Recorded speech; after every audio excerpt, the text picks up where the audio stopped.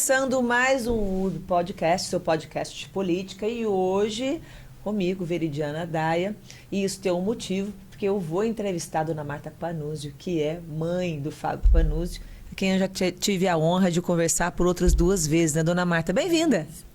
Muito obrigada. Ah, que bom, a gente vai conversar. Dona Marta, se você não conhece, claro, você vai conhecer a história dela aqui hoje. Dona Marta é uma das mulheres precursoras em cargos políticos na nossa cidade aqui de Uberlândia, e eu diria que da região, uma mulher que contribuiu muito com a nossa política, é uma mulher que serviu a comunidade, né? E a gente sabe que nós, mulheres, servimos nosso lar, as nossas famílias. E a dona Marta é de uma época em que mulher praticamente podia servir só nesse lugar, né? E ela serviu a comunidade por meio da política e também por meio da educação. Dona Marta foi professora de profissão por toda a vida, não foi, dona Marta? Eu vou conversando aqui, a senhora pode me interrompendo, porque a gente quer conhecer a sua história. Então eu vou começar do começo. Da sua infância, pode ser? Da infância. Eu já tenho aqui um briefing que o Fábio Panuzio me deixou, me falando do seu nascimento, né, da sua mãe, dona Joaninha, do seu pai, que era negro, que se casou com uma mulher filha de coronel, rico.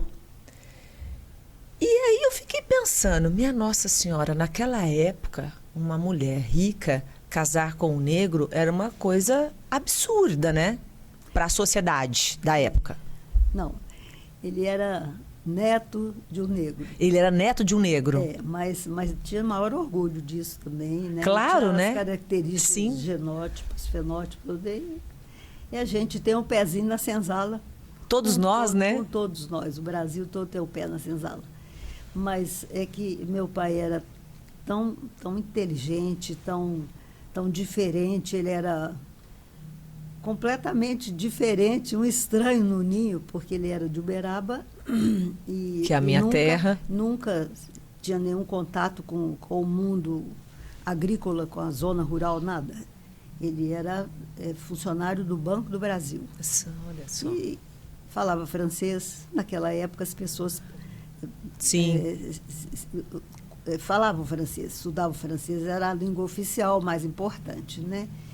E ele era bem diferente da família Freitas, que era a família da minha mãe, porque ele era maçom, ele era espírita, kardecista, ele era declaradamente comunista.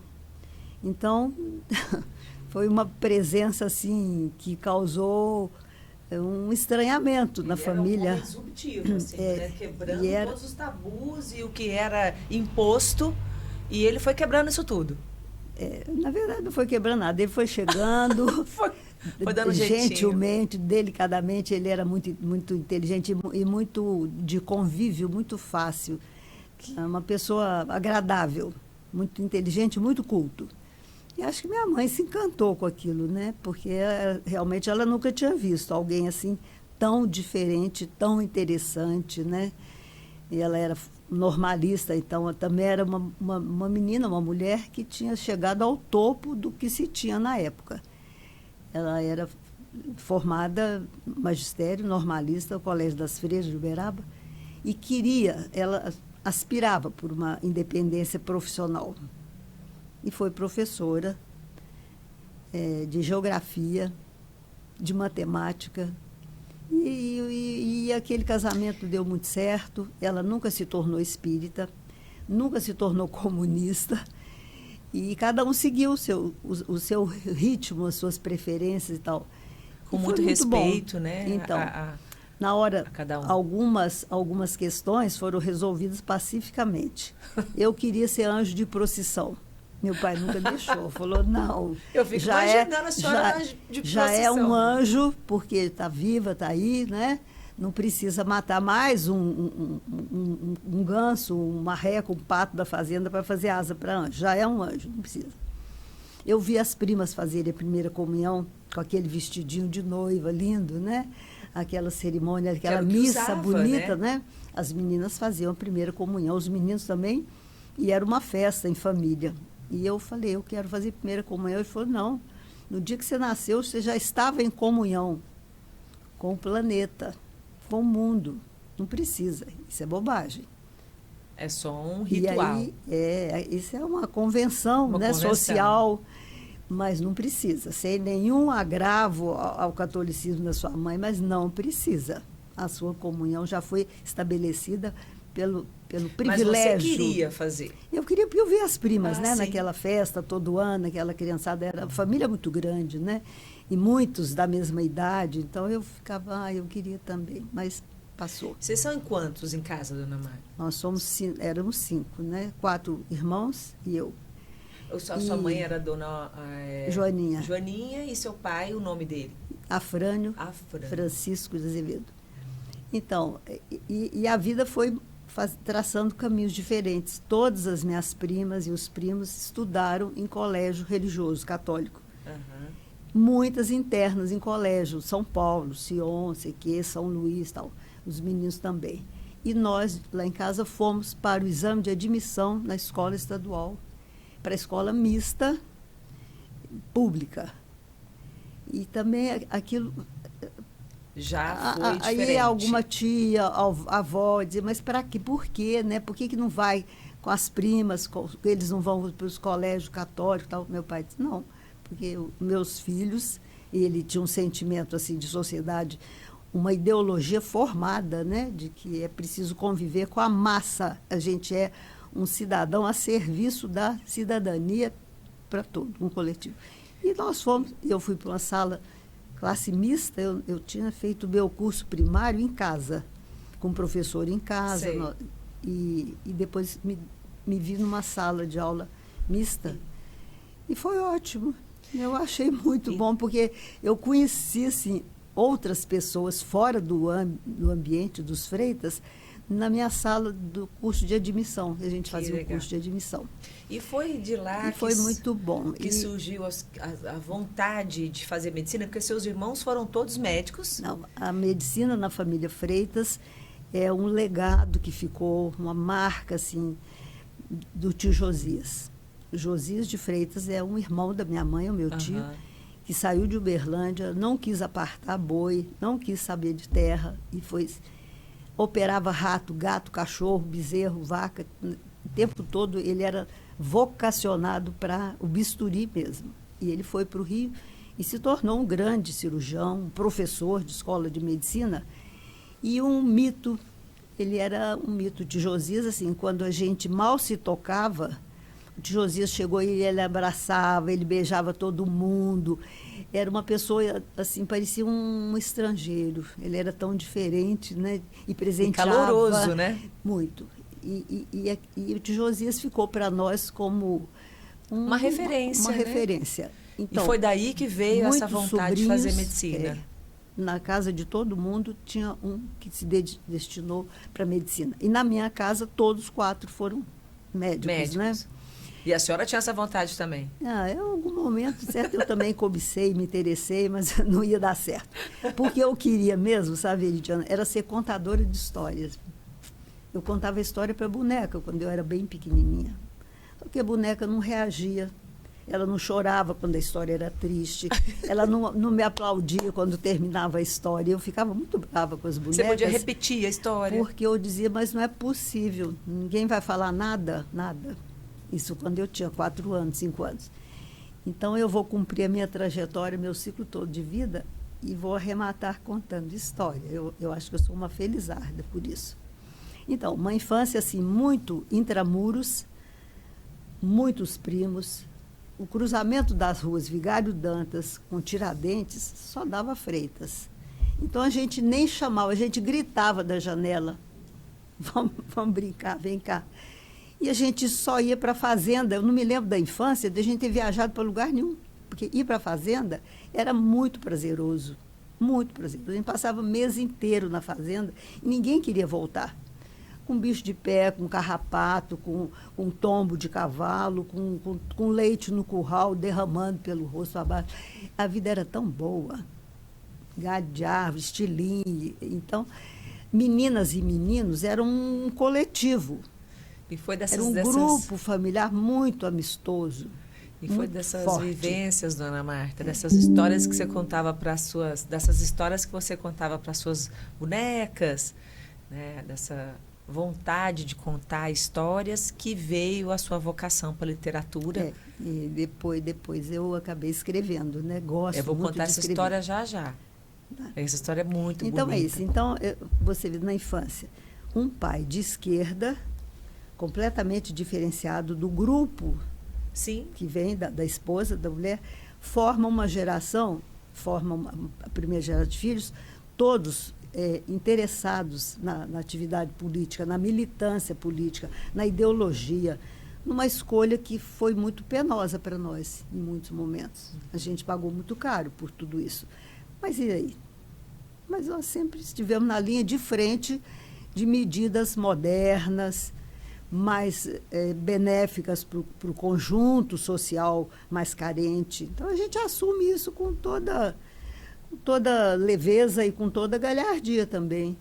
E é muito difícil. A gente vê hoje que existe um movimento para que as mulheres se ingressem na política, tem até cotas, né, para que as mulheres se ingressem na política. Isso é tudo muito novo, para as mulheres, inclusive, e mesmo assim, muito poucas mulheres ainda estão à frente, representando bandeiras, né, dona Marta, como foi a senhora na sua época.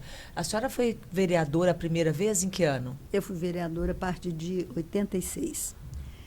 E eu fui suplente, né, do Geraldo Rezende, que era vereador, mas passou a deputado estadual. Então, na vaga que ele deixou, eu fui chamada.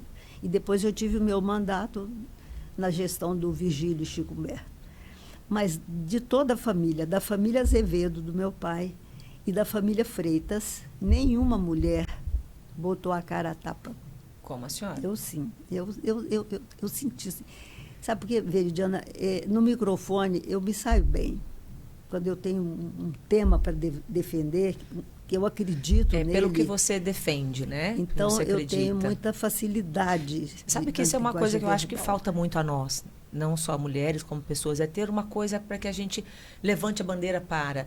Isso, para mim, é além de ter um propósito, sabe? É uma coisa que você acredita e aí você vai lá e faz. É que nem a gente falar que, eu sou a favor da sustentabilidade.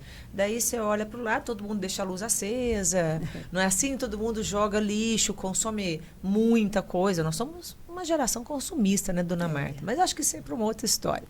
Deixa eu fazer mas eu queria dizer o seguinte, por que eu acabei indo para a política? Sim. Greve de professores, e aí havia motivo para protesto. Na primeira greve eu fui de corpo e alma, na década de 70. E aí eu percebi, eu e mais gente percebeu. O Renato de Freitas, meu primo, foi na minha casa e disse, olha, esse zum aí, não estou apoiando greve não, mas eu estou sabendo que você quer. Vamos comigo. O Renato que me chamou, vamos comigo. E eu gostava muito do Renato. Acho que o Renato é um ícone em Uberlândia. Ele é intocável como administrador e tal. E eu fui participar do comitê de campanha e acabei sendo candidata, né? Não me elegi, mas fiquei suplente, fui assumir depois. Mas quem é que pesou na decisão, no empenho? Foi meu marido, que não era daqui do nosso clã. Gilberto era de uma família italiana, de Sorocaba. Que é de onde vem o Panunzio. Panunzio, é o Panunzio.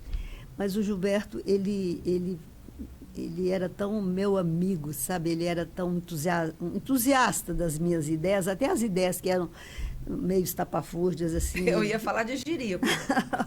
Não, mas assim, muito ousadas. Porque a gente tinha 5 filhos, todos da mesma idade, era uma casa. Você teve muita filho cada comida ano, na né? mesa. 5 filhos por ano. E aí, então, mas ele fazia uma retaguarda muito boa. Ele dizia, vai, é você mesmo. Tem uma foto que eu quero colocar aqui para a gente conversar a respeito.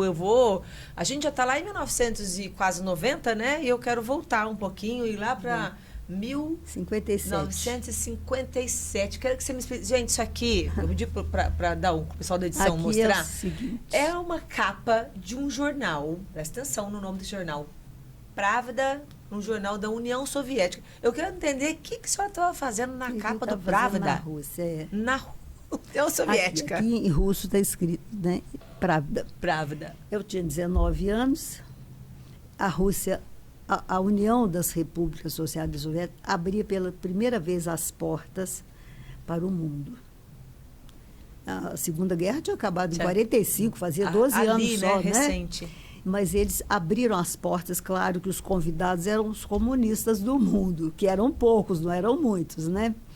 Então, como é que eu fui parar lá? Meu pai tinha sido deputado estadual em Goiás pelo Partido Comunista, depois da ditadura do Getúlio. Meu pai teve facilidade financeira e tal num tempo, e ele foi mantenedor do partido em Goiás, em Minas. Ele tinha grande admiração pelo Luiz Carlos Prestes, então ele era um contribuinte do partido, financeiramente, e abrindo diretório. Né? Ele era espírita e comunista, e eu dizia, pai, eu não entendo como que pode, você pode misturar duas coisas. Ele falava, não é de sua conta. Cada cabeça uma sentença. Para mim tá bom demais assim, eu quero assim. Então, ele era muito autêntico, né? Muito.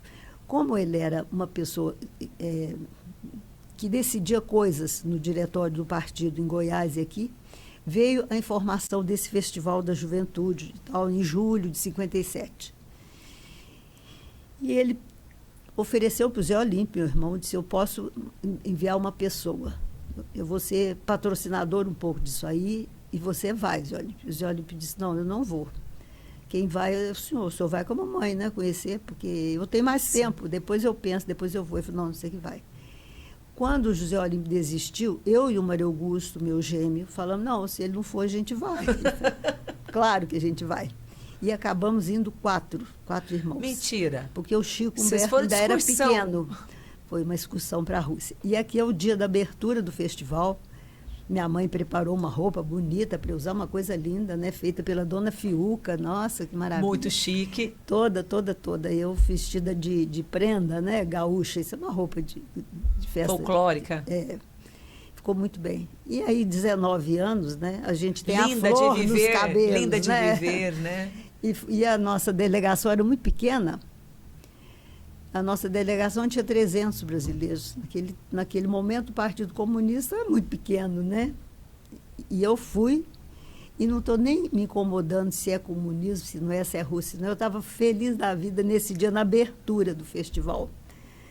Foi um momento assim. Aproveitar. Desculpa. Momento muito bom. Foi muito rico, né? Essa viagem deu para nós, depois. A consequência foi tortura, foi prisão, foi um horror. É isso que eu ia perguntar. Um horror. A sua família foi perseguida e começa aqui a perseguição? Não, aqui ficou registrado, né? Uhum. A gente foi com era um passaporte clandestino que se pegava na Tchecoslováquia. E a gente foi lá clandestinamente, aceito, tal. Sim. Mas o Brasil não mantinha relações diplomáticas com a União Soviética. E aí você me sai na capa do Pravda, dona Marta. Quase que uma réu confessa. Estou aqui. Mas essa viagem foi muito boa. A gente andou pela Europa. Ficamos 6 meses num turismo assim, na maior vagabundagem, sabe? 4 irmãos, alugamos um carro e vasculhamos aquela. E a Europa ainda estava muito feia. Moscou era escombro, quarteirões inteiros destruídos, né? E eu fiquei impressionada, porque eu nunca tinha visto guindaste. E hoje deve estar muito parecido, né? Lá era tudo guindaste, operado por meninas, por mulheres. Eu não via homem lá, só tinha mulheres. Levantando a parede inteira, né? Do prédio, já ficando pronto, com janela, porta e tudo. Eu falei, que é isso? O que é isso? Aqui era tijolo por tijolo. Então, essa viagem foi muito benéfica, porque foi assim, um banho de cultura. Eu vi todas as igrejas, eu vi todas as telas, eu vi todos os museus, eu enjoei até de tanta cultura, foi uma overdose, né? Rodar aquela Europa inteira, para baixo, para cima, sem pressa de voltar. Muito boa. Mas, depois eu fiz a minha faculdade, numa escola no Mackenzie, presbiteriano, e meus irmãos se formaram em medicina, e eu já estou formada em 62, lecionando no Mackenzie. Eu tinha que cumprir uma promessa feita com o pai. Meu pai disse, só vai à Rússia quem se comprometer comigo de escrever um livro na volta. Eu falei, só isso? Ué, então já vou fazer as malas. Já estou com a mala pronta. E ao voltar, 2 anos depois, o namoro vai chegando próximo de casamento e ele diz, não tem casamento se não publicar o livro. Cadê o livro? Gostei. Ele fez uma cobrança Pessoa assim, firme. prazo, marca, cadê o livro? Eu digo, nós somos Prometeu, 4. cumpra, né? Nós somos 4. Ele falou, pois é, 4. Não custa fazer esse livro, vocês Cada um vão faz um prometer. capítulo. E aí, Veridiana, nós nos reunimos algumas vezes, os irmãos, aí eu já morava em São Paulo, já estava casado, os irmãos estudando no Rio de Janeiro. Nós nos reunimos algumas vezes, parece que eram 4 viagens diferentes. Cada um tem um olhar, né? Porque o olhar de cada um era diferente e não fechava. Então, eu juntei as cartas, sempre fui de escrever cartas, longas cartas, gosto. Eu juntei as cartas todas que eu achei, com a família, com amigos meus, dos meus irmãos, pedi tudo de volta, cartão postal, tudo, juntei tudo. A gente fez um livro a toque de caixa, que se chamou Cartas de Dois Mundos. Que lindo. E esse livro tem a capa toda vermelha, e tem a foice, o martelo, e tem o cifrão do capitalismo. E esse livro foi a causa da minha demissão do Mackenzie, que eu era professora e fui dispensada com toda elegância. Não, a senhora... Já contribuiu muito? Já contribuiu muito, mas tem um professor que estava esperando, e tal. Foi a primeira demissão que eu sofri. Foi primeira essa. consequência, né? Primeira consequência, assim. Eu tive até um aborto, eu fiquei tão assombrada com aquilo. O quê? Por quê? Né? É um livro, nada, ingênuo, uma bobagem. A gente fala. Mas a foice lá na mas vermelho, e a foice o símbolo, né? Ficou documentado que a gente foi lá e a gente exclama. Veridiana, essa viagem é tão interessante. Eu estava em Moscou, na Praça Vermelha, numa tarde, aquele grupo de dança, de alegria do mundo inteiro, abre o portão do Kremlin, os portões enormes, né? E sai uma pessoa de branquinho, cercada de uns 50 homens de terno azul marinho e tal. E ele veio saindo e parou a música da praça, todo mundo estático, assim. E veio saindo aquela pessoa, e eu me aproximei e perguntei em russo, eu já sabia umas 10 palavras de russo, perguntei se ele era o camarada Voroshilov, Tavares Voroshilov, que era o primeiro-ministro da União Soviética. Uhum. Aqueles 50 homens vieram me cercar, assim, que eu me senti até mal, né? E eles afastou todo, devia ser a segurança deles. Sim. Afastou todo mundo, chegou mais perto de mim. Eu usava um crachá enorme, eu estava até trêmula, né? Porque será que eu fiz de errado aqui? Será que eu xinguei em vez de chamar? Errei no russo. Aí ele chegou perto de mim, olhou meu crachá, virou, tinha um mapa mundi, tinha minhas credenciais e falou, da Brasília? Da Brasília? Passou assim um cavanhaque. Você falou, tô feita, você pessoas, presa. Da Brasília. Não tinha relações diplomáticas, não né? Não tinha. E eu ao outro lado do mundo, né? Aí eu falei, aí ele perguntou se eu falava russo. Eu sabia responder. Yani paruski ruski. Ah, não, e como está falando? Aí vieram os intérpretes, todo mundo intérprete ali. E 2 minutos de conversa, assim, rapidinho, ele perguntou se eu já tinha visita, perguntou quantos anos eu tinha, o que eu estava fazendo lá, tudo rápido. Eu já entendi, porque e a foi música, capa do E a prato. música começou de novo. E eu perguntei para ele, tanto savat, minha, o senhor dança comigo? Ele disse, tanto savat. Agora faz todo sentido. Dançando pela Praça Vermelha. Agora sim. Então, aquilo assim, chocou alguém, né? E aí vai o Právida de novo, né? Com a foto da uma moça brasileira, Dona Marta. Então, são experiências, assim, boas, assim, de uma juventude até brincalhona, feliz, alegre, né? Sem medir consequência. Não tinha consequência de nada, né? A gente estava lá para isso mesmo. Eu acho que essas histórias fazem o que a gente vive, nossas experiências, faz a nossa vida ficar mais colorida e a gente ter história para contar, né? Eu duvido Alguém com a sua idade que teve uma aventura dessa, né? Que passou por todas essas coisas num momento histórico em que é possível que a gente tinha medo, inclusive, de pensar, né? Quiçá de viver o que a senhora viveu. E daí que vem a perseguição da sua família. E tem uma pergunta que é uma curiosidade minha, que eu já ouvi, todo mundo comenta, né? Que foi um dos seus irmãos que fez a cirurgia, né? Do Lamarck. É verdade essa história, dona Marta? O Afrânio foi chamado, tudo assim, muito, muito secreto, muito perigoso, né? Para fazer alguma intervenção. O Lamarck era um guerrilheiro na época, né? O Lamarck foi considerado o melhor atirador, porque atirou numa lâmpada e acertou e tudo, né? E era um italiano, você vê, narigudo, né? Rosto fino, macilento e tal. Então, ele foi chamado como tarefa, atender um companheiro numa emergência. E ele faça o que você puder fazer. E essa cirurgia foi feita onde, você sabe? Foi feita numa casa, uma santa casa dirigida por freiras em São Paulo. Não sei se chama São José, não sei como chamava. Um atendimento de rotina, de emergência e tal. Mas era o Lamarck. Plástica. Não, ninguém sabia quem era, nem ele sabia. Ele dizia que nunca soube quem era, soube só depois. Mas era uma tarefa do Partido Comunista para um comunista. Pronto, era então, o que bastava saber. Acabou a tarefa, cumpra-se, né?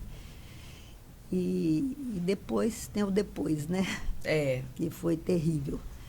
Mas, assim, a gente põe na balança, sobrevivemos todos, né? E todo mundo ainda conseguiu recuperar seus direitos políticos, a sua profissão, tudo foi reconhecido como mérito de cada um. Eu fiquei afastada há muitos anos do magistério, da sala de aula, da escola estadual. Mas era um tempo do seu Vadico, diretor, que era muito reacionário, né? Muito reacionário, patrulhava todo mundo, tinha uma conduta dele. Tempos muito difíceis, né? Muito difícil. Então, os professores de esquerda, e eu sofreram. Era filha de comunista, acabou. Nós fomos, eu não fui presa porque meu marido tomou o rumo do mundo, e a gente com 3 crianças pequenininhas e tal. Mas depois eu prestei conta, e depois, sabe como que eu consegui o cancelamento do meu nome dos que iam para Juiz de Fora? Nós iríamos para Juiz de Fora, ser julgado lá na 4ª região, né, do Exército. E lá vai saber o que aconteceria, né? Então, aqui em Uberlândia mesmo, eu até hoje não sei quem foi o meu protetor, meu anjo da guarda, que conseguiu uma permuta com o Exército. Eu fui chamada, a delegacia era onde hoje é a Casa da Cultura, lá perto do Colégio das Freiras, e eu fui chamada para uma audiência política muito grave. Aí meu pai já estava foragido, já estava no Peru, estava tudo danado. E eu fui lá, e o delegado na hora disse, mas a senhora que é a terrorista? Uma terrorista? A senhora não é que atravessa aqui todo dia a rua, eu ajudo a atravessar um monte de menininha aí? Eu morava 2 casas abaixo. Não, sou eu. Mas que hora que a senhora faz política? Porque a senhora está por conta de fazer menino dia e noite. A senhora mesmo Então, ele disse que ele estava instruído, ele me faria uma proposta e, conforme o retorno, as coisas iam se resolver depois. Oh, meu Deus. E eu disse, qual é a coisa? Eu sou ruim para negociar. Se eu tiver que abrir mão de algum ponto de vista, assim, no qual eu acredito muito, difícil. Ele falou, a senhora está em desvantagem. Ela está em desvantagem. Que ameaças tá toda sutis, hein? Comprometida. E aí ele pediu uma caixa de fósforo para um segurança, um policial que estava na sala com ele. Quem me acompanhava era o meu advogado, doutor João Edson de Mello, meu marido. E ele pediu uma caixa de fósforo, me entregou e falou, a sua vida se decide aqui, agora. Não entendi a sua nada. ida para Juiz de Fora. E lá ninguém vai poder ser pela senhora. Não entendi nada, dona Marta. Com uma caixa de fósforo? Uma caixa de fósforo. Eu falei, o que eu vou fazer com essa caixa de fósforo? Aí ele falou, está encerrado aqui, vamos descer. Aquela escada linda, né, daquela casa ali, eu desci. Tinha uma pilha de mais de 2.000 exemplares do nosso livro. Ele disse, depende da senhora. Eu troco. Ele me deu falou, vontade de chorar, dona. Nossa, chorei muito. E eu falei, não vou fazer isso. Isso é inofensivo. É livro, é uma experiência. Eu vivi essa experiência, esse fósforo vai queimar o papel, mas não vai queimar. E vai me causar um grande dano. E vai me... É isso que eles queriam, né? E vai me entusiasmar a prosseguir. Irritada, magoada, revoltada. E ele falou, a senhora que sabe. E o ônibus sai às 20 horas, com 3 outras pessoas da cidade. Um deles, na hora, até me lembro, era o Milton Vilela. Oh, meu Deus. E o doutor João Edson disse, menina, faz isso não. Seu peito está pingando leite. Risca. Seu Milton advogado. Meu advogado. E meu marido entregou a caixa de fósforo agora. Eu risquei aquele fósforo. Eles jogaram assim uma gasolina, não sei, uma coisa em cima. Aí eu entendi mundo naquele momento. Tem hora que passa da conta. Passa da conta. Mas depois, assim, superei também, já foi, né? Bola para frente. E continua essa briga de foice no escuro, né? Essa coisa horrorosa dessa humanidade que não se entende, né? Que não se aceita, que é muito ruim. Voltei para a sala de aula depois. Assinei um documento enorme que me deram em 10 vias, dizendo que eu, de livre e espontânea vontade, declaro que não exercerei o magistério no prazo mínimo de 10 anos, sujeita à benevolência do governo federal, estadual e municipal. Tarará e tal. Eu digo, mas eu não quero essa declaração, não estou declarando, eu não posso ficar 10 anos sem ser professora, porque a minha família depende da minha renda também. A minha contribuição é importante de cercear o seu direito. Não foram 10 anos. Eu fiquei 4 anos fora, depois houve uma mudança na direção do colégio, as coisas se abrandaram. Foi preciso um professor com a minha qualificação, me chamaram, e a coisa devagarinho foi se normalizando. E eu fui uma professora muito feliz, viu, Veridiana?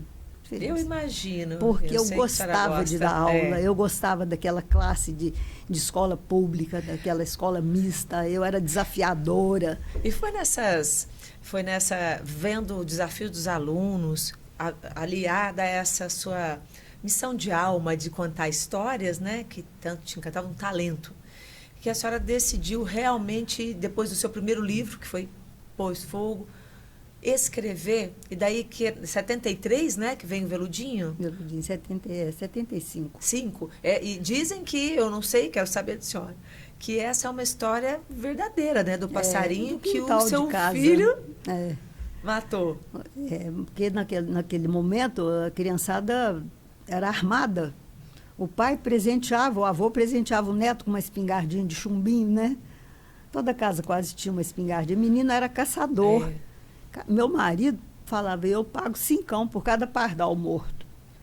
Então, a ideia de mundo mudou muito, mas naquele momento, meninos e meninas carregavam um estilingue no pescoço. Era tudo mato também, era diferente a urbe, né? Era quintal muito grande, a meninada era caçadora, fazia torneio de caça. Matava passarinho, tinha tiro ao alvo, meninas também atiravam. Então, e com o Veludinho, a senhora ganhou todos os prêmios de literatura da época, inclusive o Jabuti. O Jabuti estreante foi meu. Na série Autores, Obela? A gente teve, vou repetir a pergunta, porque daí o Fábio organiza lá. Então, com o Veludinho, a senhora ganhou todos os prêmios daquele ano, inclusive o maior prêmio da literatura, que é o Jabuti. A decisão foi assim, unânime, né? Eu nem sabia que Veludinho estava concorrendo, você acredita? Mentira. Eu escrevi assim num caderno mesmo, porque o Veludinho, aquela caçada foi tão traumática para o meu quarteirão inteiro, meninos da rua, do passeio de lá e de cá, e os sobrinhos todos, que eles abriram as gaiolas, soltaram os passarinhos. Todo mundo acabou, parou. Acabou a brincadeira. Foi muito trágico tudo que se passou aquele dia, passarinho morre, não morre, aquela agonia. Até que eu chamei o Fábio e falei, acaba com isso aí. O Fábio não tinha sido o autor daquele primeiro disparo, mas o segundo ele deu dando risada. Nem. E não tinha essa coisa, essa comoção, né? Mas um ano depois eu percebi que os meninos eles tinham transposto a linha da delícia de uma infância irresponsável. Eles ficaram adultos, de repente, sabe? Num jeito de se relacionar, de brincar, de conversar. Deles, eles ficaram entristecidos, eu acho, com aquilo. E me incomodava muito. Então, um ano depois, num janeiro de muita chuva e tal, eu peguei e falei, deixa eu registrar isso aqui, que eu não estou entendendo. Porque eu não queria que o menino tivesse espingarda, que eles tivessem. Mas eu mandei acabar com o passarinho, acaba com essa agonia desse passarinho aí e tal. Na hora, aquilo não me pesou nada. Mas depois pesou, nossa. Mas não tinha, aquele passarinho não tinha salvação, não tinha. Hoje, todos os meus filhos negam que não foi bem assim como eu contei. Porque cada um tem um ponto de vista, né, dona Marta? A senhora mesmo sabe que escreveu um livro com 4 histórias diferentes. Então, é assim, fica assim. Mas desse livro, o desdobramento disso é muito lindo. Porque só num projeto de arte cênica em Uberlândia, entre Uberlândia e Uberaba, nós levamos 100 mil crianças ao teatro em 4 anos. Patrocinado por Lei Rouanet, Armazém Martins, firme, bancando isso aí, um elenco de Uberlândia mesmo, o teatro por nossa conta. Então, quem cantou, quem dançou e tal, dançou com o nosso cenário lá, encosta um pouco para lá, porque em ano letivo, de segunda a sexta-feira, vai ter teatro. Paravam 10 ônibus na Santos Dumont e na Floriano. Esse é um feito de que época? 1975, a gente está falando mais ou menos já? Ele foi depois, né? Ele foi publicado em 75, mas isso hoje não acontece, eu estou para te dizer que é difícil. O quê? 100 mil crianças. Não, depois no teatro, na temporada de teatro de 4 anos, nós pusemos, a FIENG me obsequiou com 100 cadeiras branquinhas para eu colocar no Teatro Rondon Pacheco, que era pequenininho, né? Então, num teatro para 420 pessoas sentadas, eu pus mais de 500. O Corpo de Bombeiro fez toda a vistoria, me disse Por 4 anos. E durante 4 anos, nós fizemos Veludinho 2 anos e Era Uma Vez um Rio, que é um outro livro meu, 2 anos. Então, a cidade ficou impregnada daquela coisa. Criança de 5ª série, 6ª série, 7ª série, no teatro. 10 ônibus todos os dias, manhã e de tarde. Que riqueza isso. Só para a gente terminar esse assunto, família, já que só teve 5 filhos, tem livro que saiu, originário das aventuras dos seus filhos. Qual que deu mais trabalho, dona Marta? Dos 5? Todos deram muito trabalho. Ali não teve escolha. Não teve escolha. Cada um no seu tanto. Mas o pai deles dizia assim, dá tempo ao tempo. Eu fui uma mãe muito brava. Muito brava. Mas também não me arrependo, não. Não me arrependo, Então trabalha até hoje? Agora é diferente, né? Trabalho diferente. Agora eu não posso mais ajudar, acudir, não posso, mas foi muito bom. A senhora fez um bom trabalho, né? Vamos, deixa eu voltar agora. A gente começou falando de política, deu um passeio para a literatura e sua família. Eu queria voltar. Eu penso que uma mulher como a senhora, que esteve à frente da comunidade como vereadora, né? Que isso é estar à frente representando a comunidade. Eu quero que a senhora inspire, eu quero que mais mulheres participem da política. E a gente tem uma visão, talvez muito cega, do que é estar à frente, representar a comunidade, né? Cuidar da comunidade. E a maioria das pessoas com as quais eu converso, elas sabem o conceito do que é ser vereadora, mas na prática não tem ideia do trabalho que um vereador faz. Isso até para poder cuidar, né, ajudar o vereador na sua gestão. Eu queria ir por aí, nesse assunto. Olha, a gente não sabe mesmo o que é que vai acontecer depois. A gente tem aquele apelo leve, sim, sempre volto. Não, mas eu acho que eu gostaria de viver essa experiência. Eu gostaria de ajudá-los. Eu gostaria que a cidade enxergasse algumas lacunas de atendimento à sociedade, né? E aí você vai, mas você sabe nada. A gente não sabe nem que hora que você pode interromper um trabalho, sobrestar um projeto. Porque na Câmara... muita burocracia, né? Não, e é assim, são grupos que se formam e ninguém de fora é bem-vindo. Aqueles grupos de apoio ao prefeito, bloco consolidado. Tem vereador que nem leu que está, é o prefeito que mandou? Estou de acordo, tá, acabou.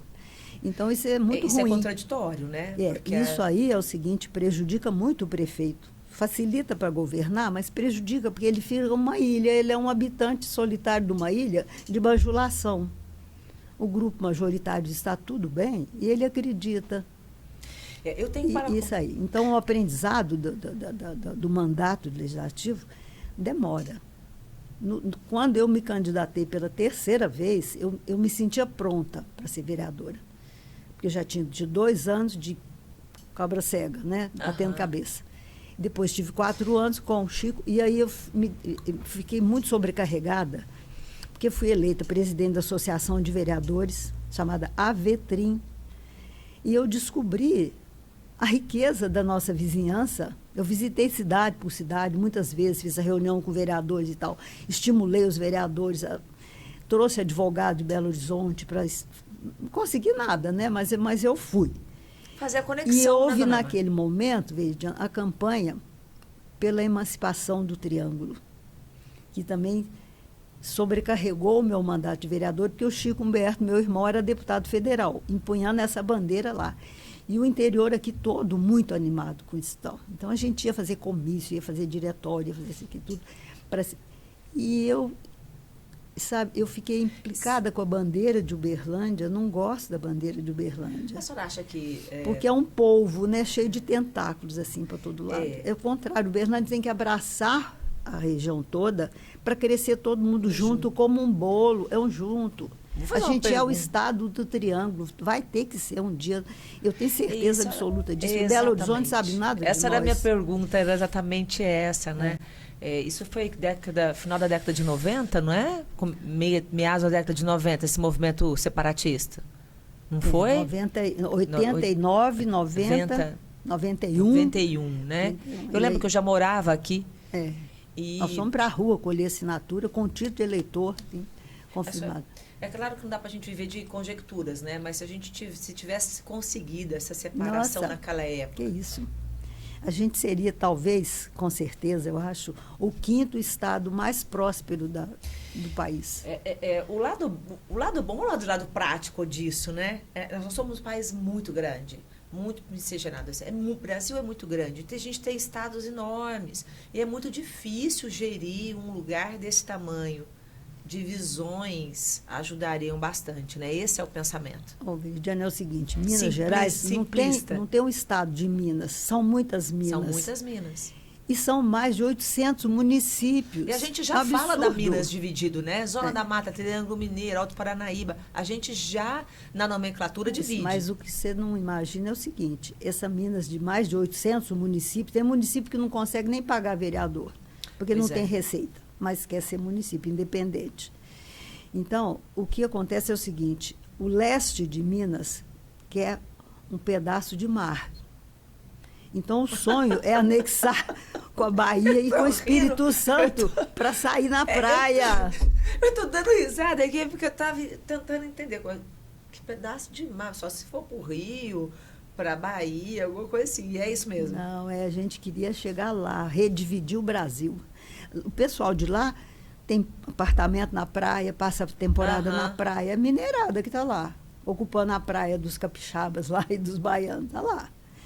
O sul de Minas é completamente paulista. Circuito das águas, aquilo ali, tudo. Sim, é paulista que vai lá, que faz movimentar a economia deles, a hotelaria, águas termais maravilhosas e tal. O norte de Minas, coitadinho do norte de Minas esquecido de Minas Gerais, esquecido. Verdade. Enquanto não assumir o próprio comando, não vai para frente. Olha Tocantins, que espetáculo. Verdade. Goiás queria a divisão, Tocantins tinha nada, começou do zero, no instante já está essa super potência, próspero e não é? abundante, né? Então a redivisão territorial é muito boa. E não só nós daqui, mineiros, triangulinos, eu sou mineira de jeito nenhum, eu sou triangulina, declarada. E eu queria muito ver isso acontecer, juntar o Triângulo e o Alto Paranaíba, um estado maravilhoso. O agronegócio já nos deu essa competência, né? Isso aí. E esse movimento ainda existe, dona? Isso é uma brasa, é só para brasa que Só acende. soprar?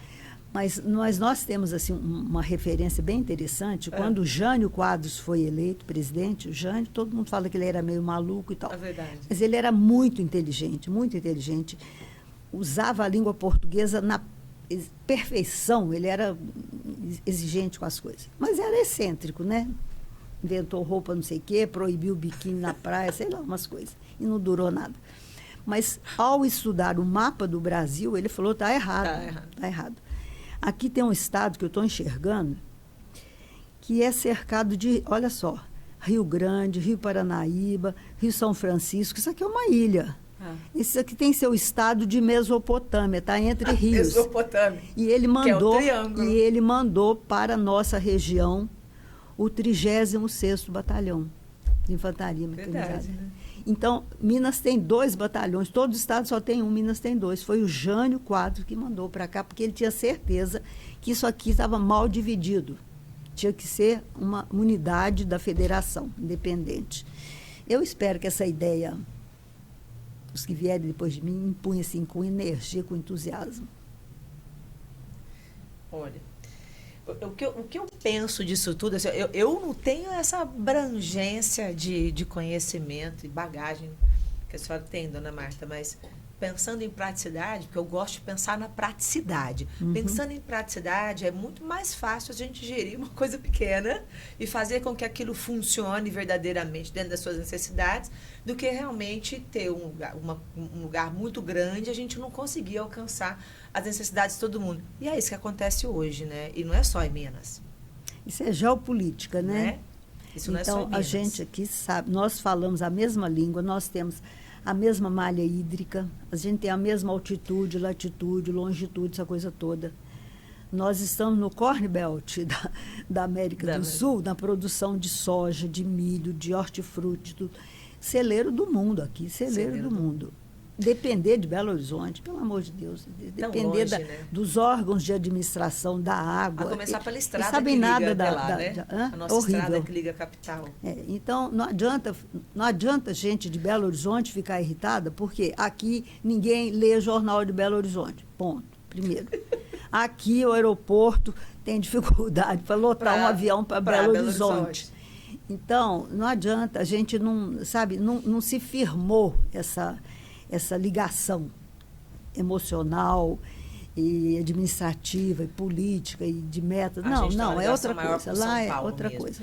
Dona Marta, vamos voltar para o tema que eu gosto muito, que é mulheres na política, mulheres empreendedoras, mulheres na política. Eu já disse que a senhora é uma mulher à frente do seu tempo, uma mulher que foi disruptiva, né? Uma mulher que abriu. Sabe aquela pessoa assim, gente, que está na frente e que abre para quem está atrás, né? E foi isso que a senhora fez, Dona Marta.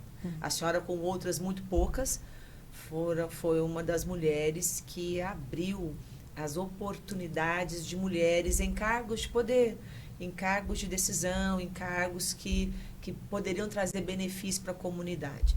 E hoje, eu já comentei isso, hoje a gente vê que é difícil essa adesão das mulheres na política. A senhora tem ideia de por tem que que passa na sua cabeça? Né? Você já é mãe, você já é profissional em alguma coisa, e você ainda vai se atrever a entrar na seara política, que é bem machista, né? Bem assim.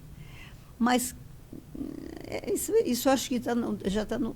É possível, né? É possível com sacrifício, mas tem que ter tido uma retaguarda anterior. Eu tive um pai que me entusiasmava. E um marido que te apoiava. E o marido que me apoiou. Sabe que meu marido mandava fazer os meus santinhos enormes? Não era santinho, era... Santão. E ele falava, você já tem candidato? Não, então vota na minha esposa, que ela vai ser uma excelente vereadora. Eu falei, Gilberto, faz não. Ele falou, faço sim, porque vai mesmo, sabe? Aquela força. Isso te que dá te uma leva, confiança dentro. que te dá confiança. Então, muitos fatores se acrescentam. Então, a mulher que não tem encargo familiar, não tem filho para criar, não tem que trocar fralda, tem nada, ela está mais disponível para isso. Mas aqui tem também, se ela tiver uma rede vocação, de apoio, né? E se ela tiver, ela vai conseguir, sim, vai conseguir. E é importante, por quê? Porque, no meu caso, por exemplo, eu fiz 6 anos vereadora. Não mudei nome de rua, nenhum nome, não mudei nome de rua. Eu dei 2 títulos de cidadania para uma pessoa que era ferreiro, né? Seu Ludovico, que fazia ferradura para cavalo, dobradiça de porteira. Eu era encantada com o seu Ludovico, porque ele estava garantindo que a fazenda funcionasse, sabe? Na ferragem, que a gente não tinha. A gente tinha pau, pedra e tal, mas ferro não tinha. Era o seu Ludovico que sabia fazer tudo para a fazenda. E eu tive muito prazer de dar o título de cidadania. Ele recusou, mas acabou indo lá. Mas vereador é mais do que isso. É mais do que comer maionese, estrogonofe, fricassê de frango, pela banquete, pelo amor de Deus, né? Ficar disponível. A gente tinha um assessor naquela época. Hoje tem 15, naquela época, 1. A cidade era muito menor. Pequena a cidade. E a alegria maior que eu vivi, assim, de orgulho de Uberlândia, eu sou orgulhosa de Uberlândia. Eu sou uma uberlandense que ama Uberlândia. Foi quando, no fórum, foi descerrada a placa do eleitor número 200 mil. Título de eleitor, 200 mil. Se nós tínhamos 200 mil eleitores adultos prontos para votar, nós tínhamos que ter pelo menos uns 350 mil habitantes, entre crianças e não votantes, idosos, tinha que ter. Então, eu fiquei tão comovida, eu me comovo facilmente, mas eu fiquei tão emocionada de saber que eu estava numa cidade que tinha 200 mil eleitores, uma massa maravilhosa para decidir coisa a favor da cidade, né? Fiquei muito feliz nesse tempo. E aí eu conheci esse médico que tinha sido vereador suplente por uns meses só em Cascavel. Acho que até um vereador cedeu, se afastou um pouco para que ele entrasse. A cidade estava de acordo com a proposta do vereador e ele implantou na legislação do município a obrigatoriedade da saúde pública garantir laqueadura e vasectomia para quem quisesse se esterilizar. Eu achei aquilo fantástico, porque eu tinha marido para tratar de 5 filhos. E as que não têm? Tem os filhos, mas não tem o marido, não tem a família constituída, né? Então, depois de uma certa idade, continuar fértil para quê? Eu acho que isso é um exagero, uma mulher ser fértil até 50 anos, 55 anos, correndo risco de uma gravidez que, às vezes, não pode acontecer, ou que a mulher não quer. A mulher quer estudar, quer trabalhar, quer seguir o caminho dela. E já teve os filhos que queria, tá bom, não é barriga de aluguel. E eu levei essa ideia, esse projeto para a Câmara e fui bombardeada. A Câmara tinha 6 vereadores médicos, todos ligados à rede privada de saúde. Acabaram comigo. Que é isso? Ainda deixar isso na responsabilidade do município?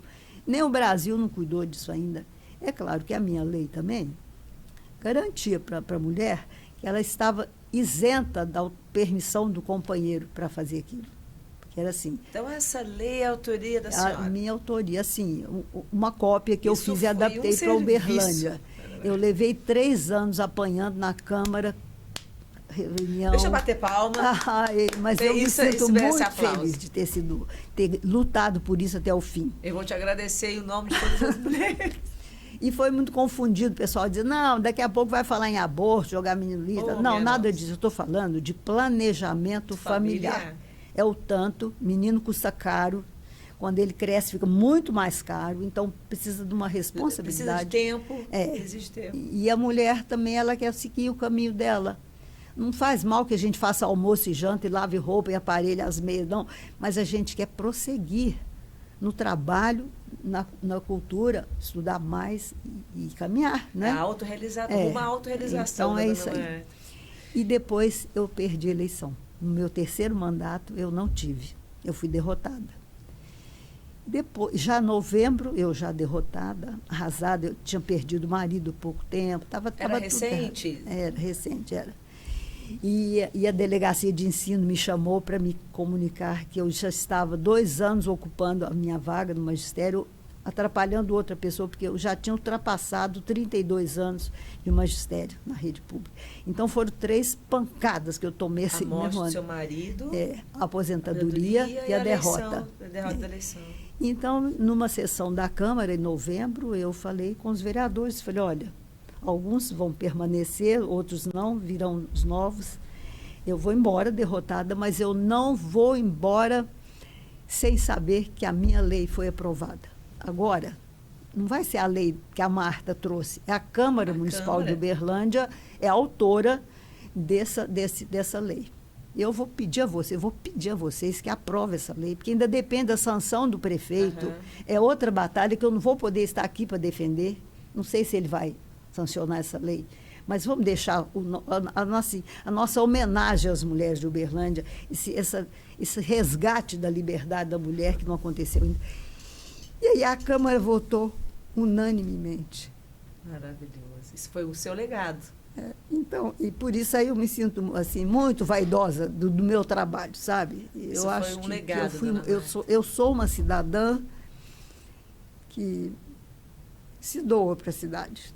E depois que eu me aposentei, eu imaginava, será que o mundo acabou, né? Viúva, Banco do Brasil torpedeando, cobrando conta que tinham ficado da fazenda de atividade, sem a sala de aula daqueles alunos que eu amava, meus alunos, né? Meu Deus, que um buraco sem fundo. Parece que a vida, assim, acabou. O que é isso? E eu fui para a fazenda, decidi... Isso foi em que ano? Foi em 92. Eu fui para lá em 93, né? Eu terminei o mandato em 92. E a senhora está lá até hoje? No dia 3 de janeiro, eu fui para a fazenda. Depois que terminou o seu mandato? Que terminou o mandato, em 31 de dezembro acabou, né? E eu fui para lá... E aí a senhora foi para lá. O que passou na cabeça da senhora nessa hora? A senhora se mudou para a fazenda? Mudei para a fazenda. E não saiu de lá nunca mais?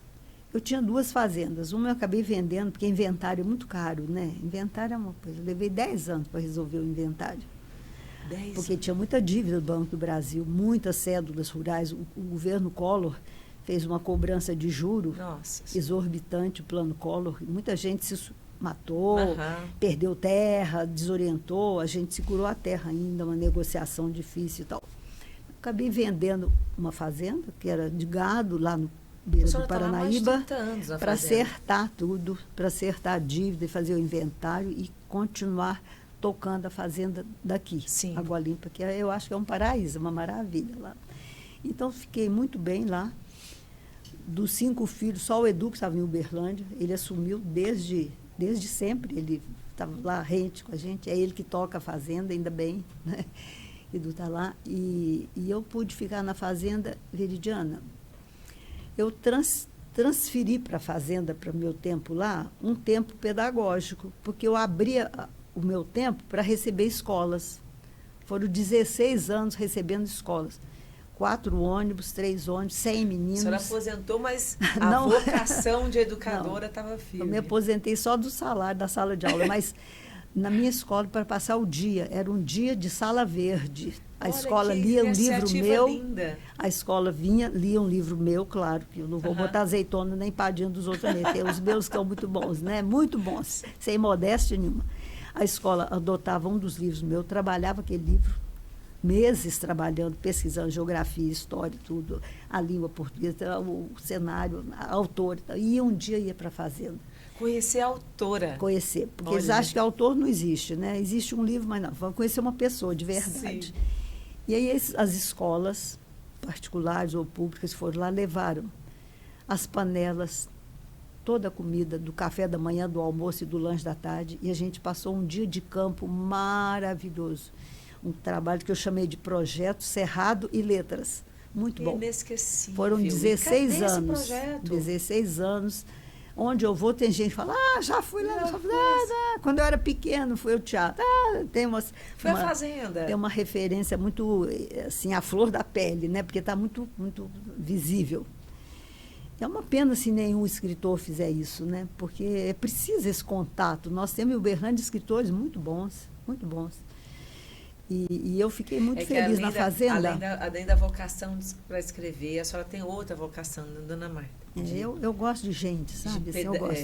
Educadora. Bom, e meus filhos diziam, mãe, uma hora vai acontecer uma coisa grave, um ônibus nessa estrada cheia de Buraco.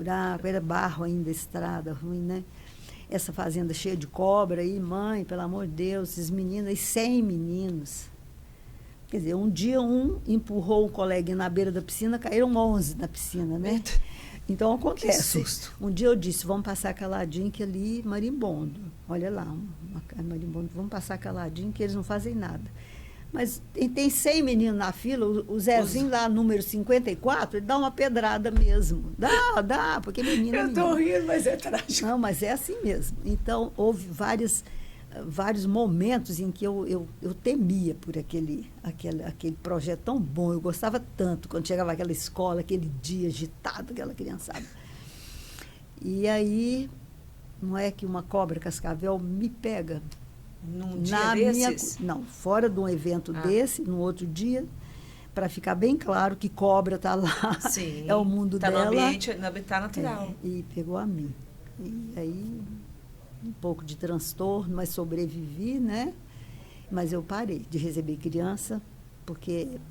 Poderia ter sido com uma criança. Não, né? porque se tirar a criança da sala de aula para ficar com ela o dia inteiro, é responsabilidade para a diretora, para a professora, para o pai. Muitos pais iam juntos, você sabe, falar, não, meu menino não vai não, eu vou também. Mas é uma riqueza, né? É.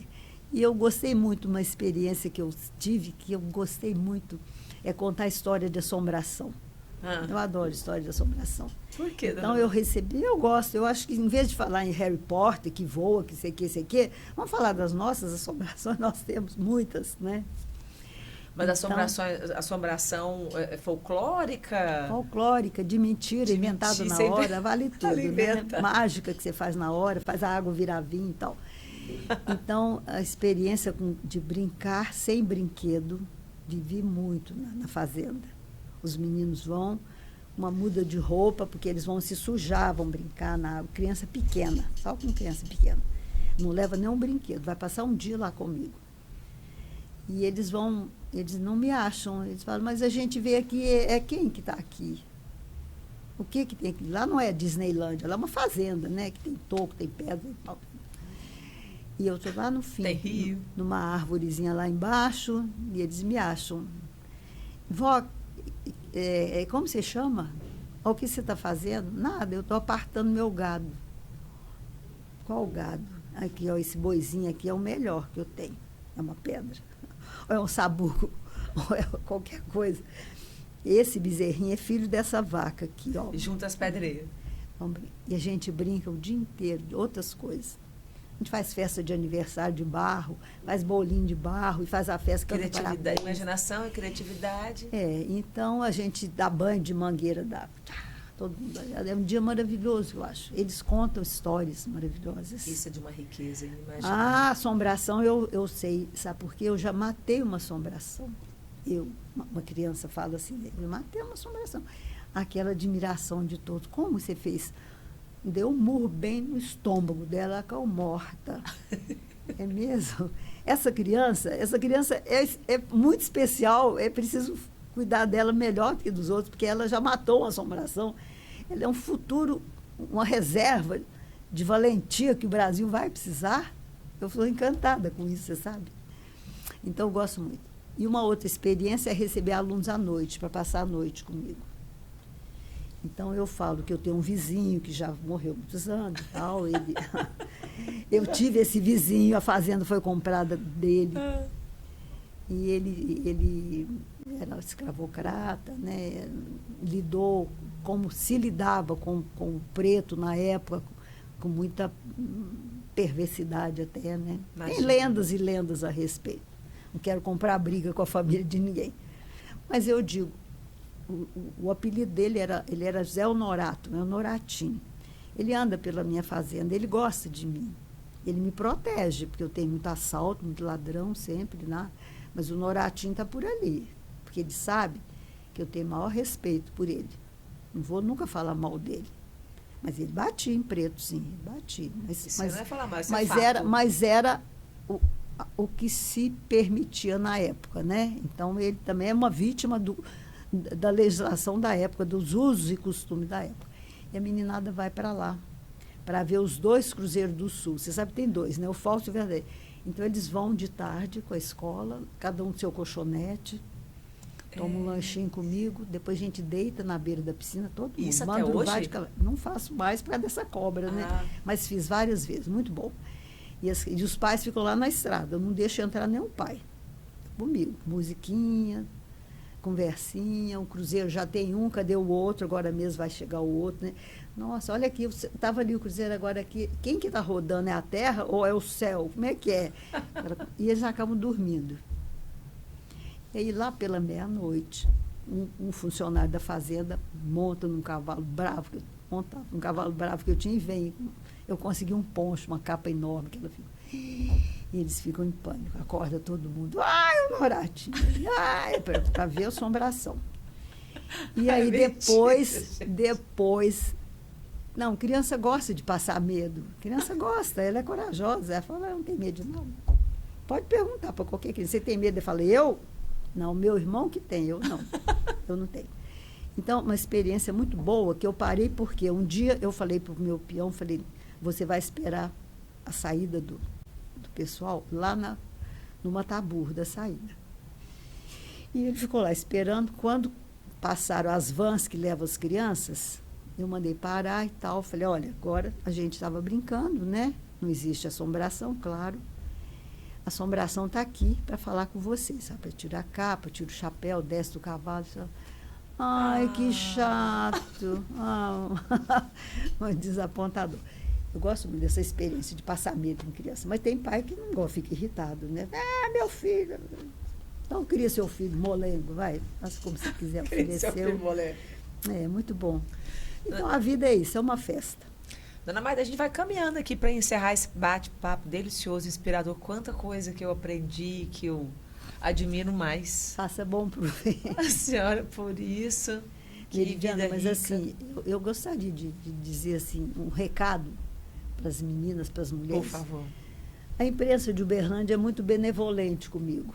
Sempre abre espaço, sempre quer que eu participe de alguma coisa e tal. E eu digo, gente, eu tenho hoje 86 anos. Cadê as mulheres de 20, de 30, 40, 50, 60, 70? Cadê? Porque a cidade sabe de cor e salteado a minha vida de trás para frente. De tanto que eu já repeti as mesmas coisas. Eu só tenho essas coisas para dizer, né? Só. O jogo da verdade. Mas cadê as outras? Cadê as Cheio outras? de mulheres valorosas, mas tímidas. Por que elas não se revelam? Colocar a voz no mundo, né, dona? É, porque a gente tem um depoimento a dar, tem uma contribuição muito boa para dar. Não tem que ser tímida. Agora, competir com o homem para derrubá-lo, isso é estupidez, bobagem. Bobagem. E gasto de energia. É bobagem, porque o homem é um parceiro maravilhoso.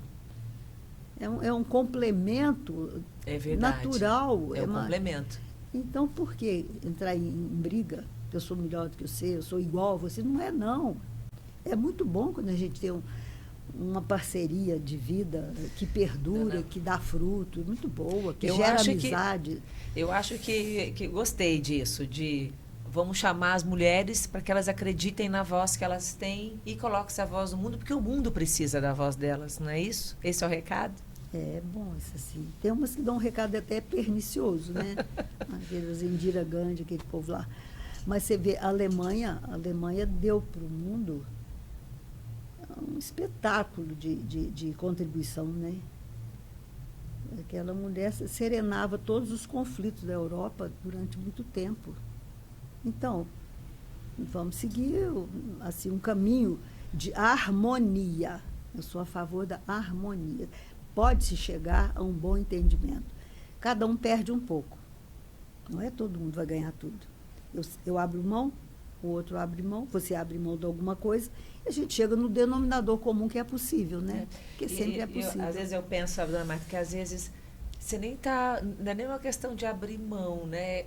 Eu preciso mesmo, né? Às vezes a gente encampa uma coisa que a gente quer exigir, e às vezes aquilo... Chama finca-pé. Finca-pé, é isso. Finca-pé, bobagem. Ana Marta, deixa eu fazer um gesto simbólico aqui de pegar na sua mão para te agradecer. Eu admiro muito, a senhora sabe disso, de verdade.